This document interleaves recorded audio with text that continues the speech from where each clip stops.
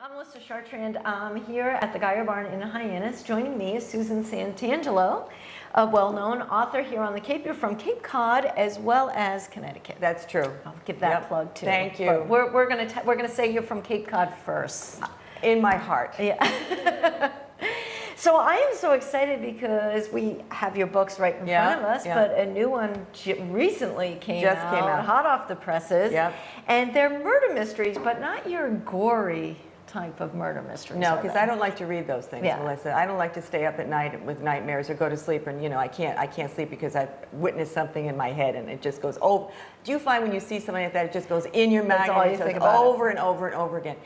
I can't read those things, and I certainly couldn't write those things. But just an interesting segue, when this whole process began, and I was querying agents, an agent absolutely loved this in New York. I had so many agents who wanted it, but then they were afraid there was no market for it because there's only 78.2 million baby boomers who read.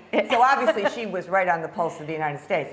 But she said, I want you to take the first book, which is Retirement Can Be Murder, and rewrite it as a thriller. And so she said, I want more bodies. I'm a one body per book person. Okay. I can't kill more than one person, which has my husband quite relieved. I'm not killing off more than one person. But she said, I want more blood, I want more gore. And I thought, I tried.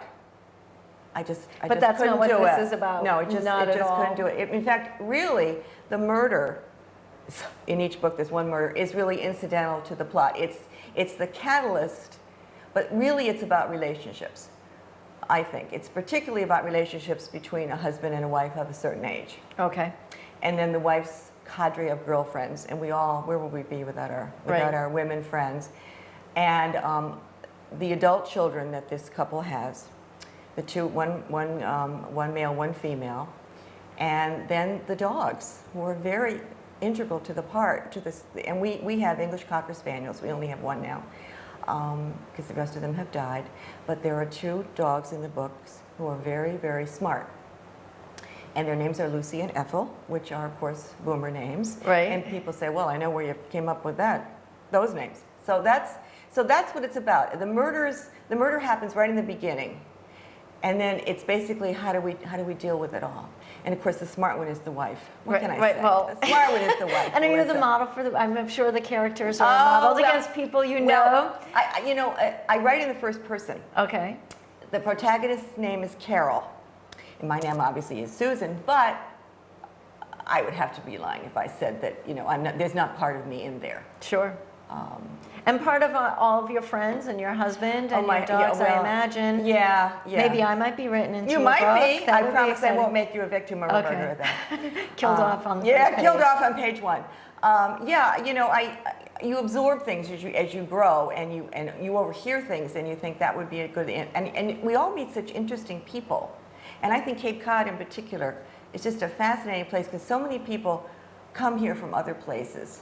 And they bring with them their life stories. Sure. And some of their life stories are much weirder than anything I could possibly make up. You're right, you could never make that up. No. And as you say, it's about baby boomers because people talk about, you've said people know about their retirement savings and the financial aspect, the procedures of retiring, but not necessarily the emotional change that you go through. Nobody was talking about this at all.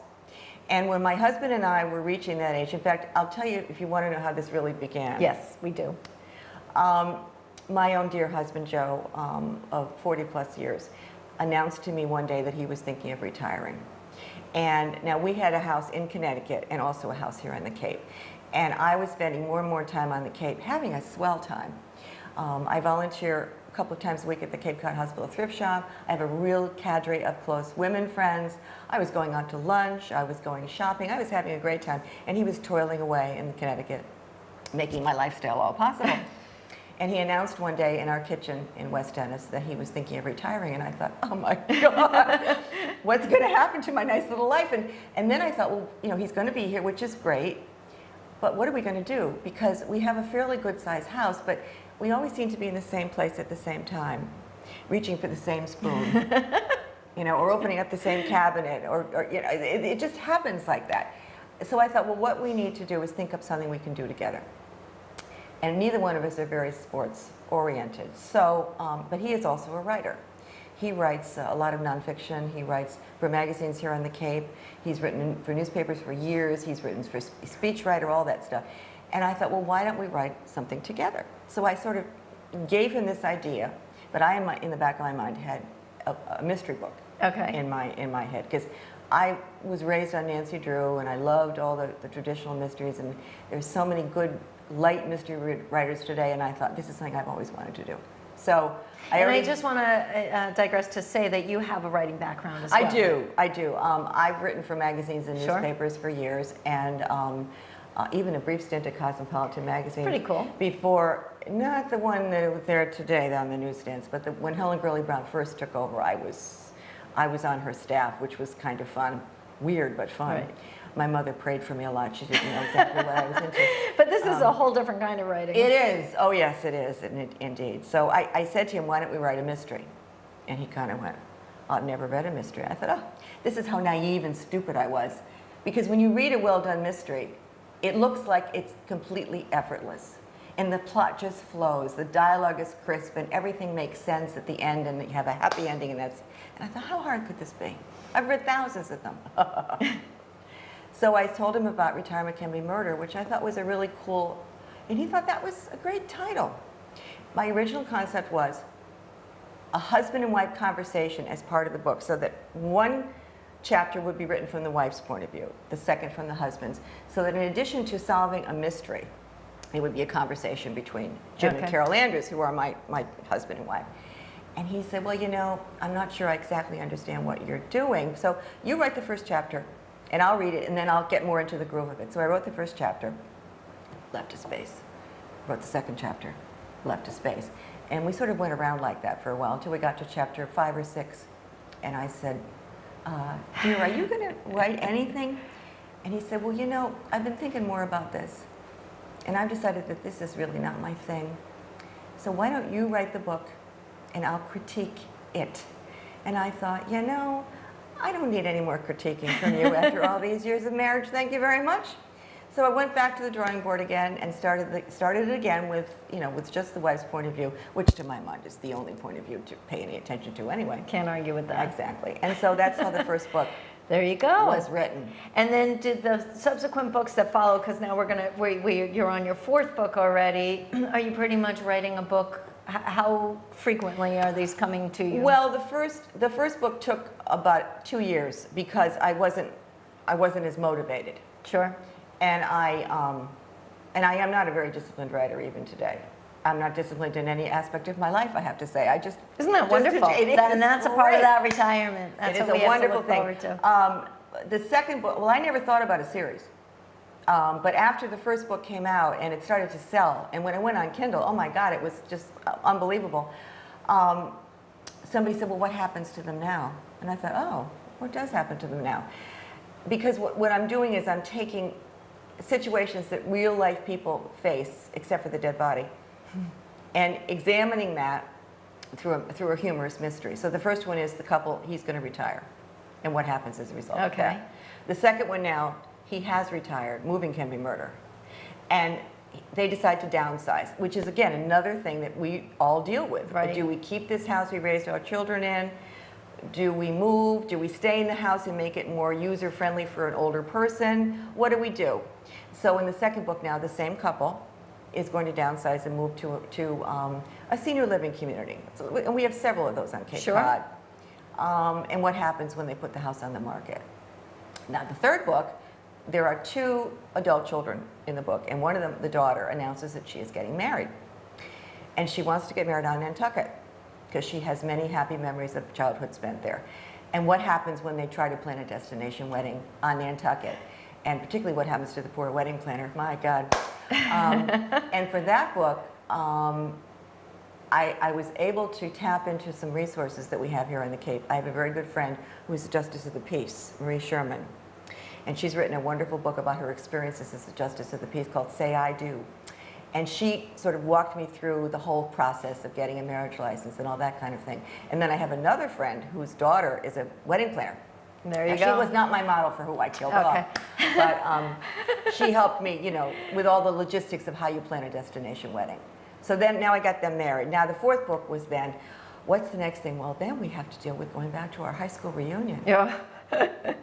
And how much weight do you really do have to lose Does for the that? person that's coordinating the reunion, that's who should be killed off. I cannot say.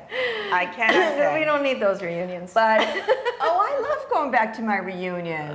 First of all, I think it's a gift to be able to go back. But anyway, so the fourth one out that just came out is about high school reunion and what Excellent. happens. And now let me ask you this now. Are you already thinking of your next I've novel? already started it. You have, okay. I've already started. So that's something to look forward to. Yeah. And I do try to have a lesson in each one of these, not a how to kill somebody lesson. In fact, I'll tell you a funny story. I was doing when the first book came out, I was doing a signing in front of the barn on 6A, and during the dentist stroll, we have these strolls during Christmas. And a woman came up and she picked up the book and she said, "Retirement Can Be Murder. Is this a how-to book?" And I was so shocked.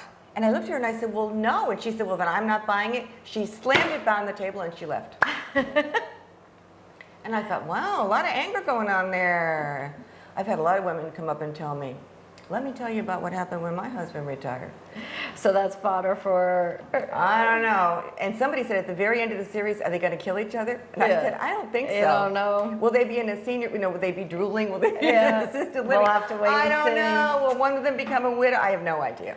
Well, I just love it. I wish that we had more time to chat. Unfortunately, we don't. So let's just let our viewers know how they can get your books, because I like to hold the book. Yes. But in this day and age, certainly, as you said, it is available on Kindle, which is fantastic. The new one will be up soon.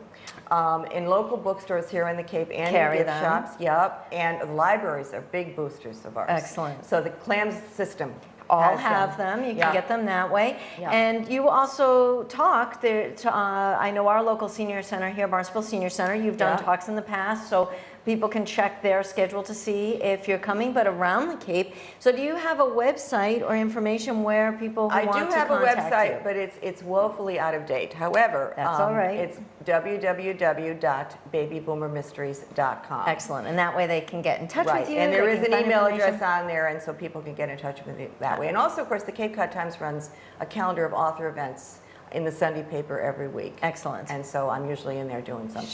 Sure, the local paper as well, Barnstable Patriot, will have that information that's as right. well, Yep. and online. So Susan, thank you so much. It's been such a Thank pleasure. you, Melissa. And we'll have you back on your next, when your Okay, next book give me a comes few out. months. All right.